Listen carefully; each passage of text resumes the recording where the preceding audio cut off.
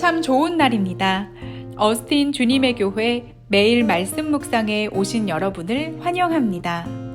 말씀을 통해 샘솟는 하나님의 은혜를 경험하시길 바랍니다. 오늘은 어제보다 더 행복한 하루가 될 것입니다. 안녕하세요, 성도 여러분. 10월 27일 목요일 말씀 묵상 시작하도록 하겠습니다. 오늘 묵상할 말씀은 창세기 40장입니다. 창세기 40장 21절에서 23절까지 세 절 말씀 보겠습니다. 21절부터 23절까지 창세기 40장입니다.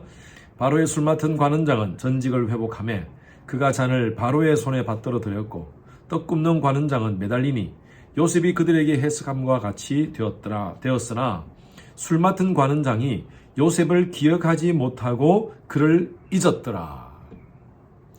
요셉의 스토리는요, 창세기 37장부터 50장까지 굉장히 많은 장에 거쳐서 나오고 있습니다. 그만큼 우리는 참 요셉의 스토리를 많이 알고 또 나름 많이 설교를 들었을 것입니다.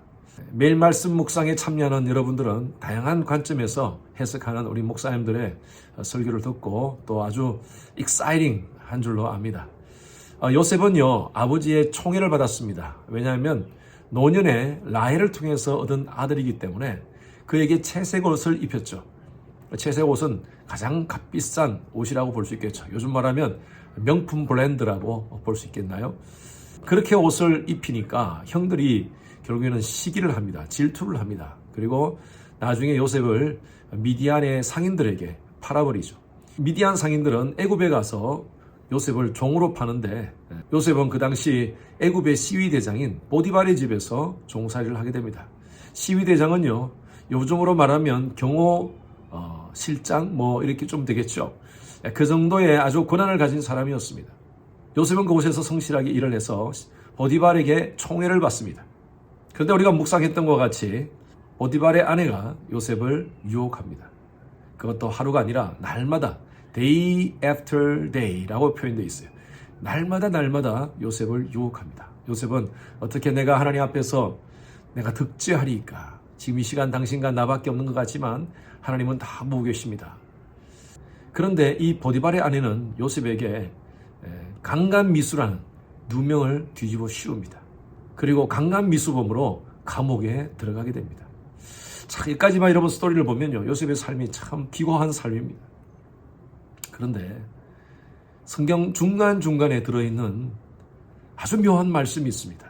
잠깐 한번 볼까요? 39장에 보면, 창세기 39장에 보면 2절 말씀에 여호와께서 요셉과 함께 하심으로 그가 형통한 자가 되어 그의 주인 애굽 사람의 집에 있으니 그의 주인이 여호와께서 그와 함께 하심을 보며 또 여호와께서 그의 범사에 형통하게 하심을 보았더라. 이 주인은 바로 보디발입니다. 보디발 집에서 이 성경 말씀에 요셉의 삶이 형통했다고 표현되어 있습니다. 종으로 사는 삶이 어떻게 형통하겠습니까? 앞부분에 여호와께서 함께 하심으로. 여러분, 어떤 상황 속에서도 여호와께서 함께 하시면 그 모든 일은 형통의 삶이 될 것입니다. 앞으로 넘어져도 뒤로 넘어져도 하나님이 함께 하시면 형통하게 될 것입니다. 보디발의 아내가 강간 미수죄를 씌워서 억울한 누명을 쓰고 감옥에 있는데도 불구하고 이 말씀이 또 있습니다. 23절 보십시오. 23절, 39장 23절. 이는 여호와께서 요셉과 함께 하심이라 여호와께서 그의 범사에 형통하게 하셨더라. 함께 하시더라. 형통하게 하시더라. 여러분, 힘들고 어려운 상황이라도 하나님이 함께하는 삶은요, 형통한 삶입니다. 여러분, 지금 삶이 자꾸 꼬이고 안 됩니까? 그러나 여러분 자신이 하나님께 바짝 붙어 있고 하나님이 여러분들과 함께 하신다면 여러분의 삶은 분명히 형통하게 될 것입니다. 하나님을 사랑하는 자, 곧 그 뜻대로 부르심을 입은 자들에게는 모든 것이 합력하여 선을 이루니라. 이 모든 것은요, 좋은 상황, 그것도 모든 것이죠. 그러나 힘들고 어려운 상황도 모든 상황입니다. 모든 상황 속에서도 하나님이 함께 하신다는, 합력하여 선을 이룬다는 것입니다. 여러분들 삶 가운데서 하나님이 함께 하실 것입니다. 결과적으로 잘 될 것입니다. 믿으시는 분 아멘. 요셉이 감옥에서 두 사람을 만납니다. 한 사람은 술 맡은 관원장이고요, 한 사람은 떡 맡은 관원장입니다. 그 당시에 술 맡은 관원장은 비서실장으로 보시면 돼요. 왕의 음식을 책임지는 자들입니다. 워낙 그 당시에 왕을 독살하는 그런 경우가 많았기 때문에 왕이 가장 신뢰하는 사람을 술 맡은 관원장, 떡 맡은 관원장을 맡겼습니다. 이 두 사람은 굉장히 중요한 위치에 있는 요직에 있는 사람이었죠. 이 두 사람이 어떤 죄를 저지른지 모르지만 감옥에 와 있었던 것 같습니다. 이 두 사람이 꿈을 꿉니다. 그리고 요셉에게 이 꿈을 얘기합니다. 9절 말씀 보십시오. 술 맡은 관원장이 그의 꿈을 요셉에게 말하여 이르되 내가 꿈을 보니 라면서 자기 눈앞에 포도나무가 있었는데 이 포도나무에 세 가지가 있고 싹이 나서 꽃이 피고 포도송이가 맺혔다. 그리고 왕 앞에 그 포도즙을 바로의 잔에 짜서 바로에게 드렸다. 이런 얘기를 합니다. 요셉은 그 얘기를 듣고 이렇게 해석을 합니다. 당신은 3일 만에 술 맡은 관원장으로 복귀될 것입니다. 그러면서 요셉은 얘기합니다. 당신이 복귀되면 저를 잊지 마십시오. 그리고 제게 은혜를 베풀어 주십시오. 라고 얘기합니다. 요셉은 술 맡은 관원장이 복권이 되면 자신을 건져줄 수 있다고 그렇게 생각했던 것 같습니다. 그리고 떡 맡은 관원장도 얘기를 합니다. 16절 보십시오. 떡 맡은 관원장이 그 해석이 좋은 것을 보고 요셉에게 이르되 나도 흰떡 세 광주리가 내 머리에 있고 맨 윗광주리에 바로를 위하여 만든 각종 구운 음식이 있는데 새들이 내 머리의 광주리에서 그것을 먹더라. 이 얘기를 듣고 요셉이 해석을 해줍니다. 당신도 3일 만에 풀어나지만 결국에는 나무에 매달려 죽게 됐는다. 그래서 오늘 읽었던 말씀 21절 말씀 보십시오. 바로의 술 맡은 관원장은 전직이 회복하고 그리고 떡 굽는 관원장은 매달린다. 요셉이 해석함과 같다라고 이렇게 표현하면서 술 맡은 관원장이 요셉을 기억하지 못하고 그를 잊었더라. 술 맡은 관원장은 복직이 되었죠. 그런데 요셉에게 받았던 그 은혜를 잊어버렸습니다. 그런 속담이 있지 않습니까? 받은 은혜는 마음에 새기고 베푼 은혜는 시냇물에 새기라. 받은 은혜는요 마음에 깊이 간직하는 거예요. 그리고 꼭 그 받은 은혜를 갚아줘야 됩니다. 그런데 베푼 은혜는요 잊어버려야 돼요. 시냇물, 여러분 시냇물에 새겨놓으면 그냥 물에서 다 섞여버리지 않습니까? 근데 우리는 사람들 반대로 생각해요. 받은 은혜를 잊어버리고 베푼 은혜는 꼭 마음에 새겨요. 언제 갚나 두고 보는 거예요. 이 술 맡은 관원장은요 받은 은혜를 시냇물에 새겼던 것 같아요. 그런데 요셉은요 그거 마음에 두지 않았습니다. 하나님의 뜻을, 하나님의 때를 기다렸습니다. 요셉의 위대함이 바로 여기에 있습니다. 뒤에 말씀에 보면요 요셉은 2년간 더 감옥살이를 하게 됩니다. 계속 술 맡은 관원장을 생각하면서 왜 나를 잊어버렸나 하고 생각하면요 억울하고 분통할 거예요. 그러나 요셉은요 그때마다 하나님만 의식합니다. 하나님의 때를 기다립니다. 요셉이 30세에 요셉은요 애굽의 총리로 등극합니다. 이것이 바로 하나님의 때였습니다.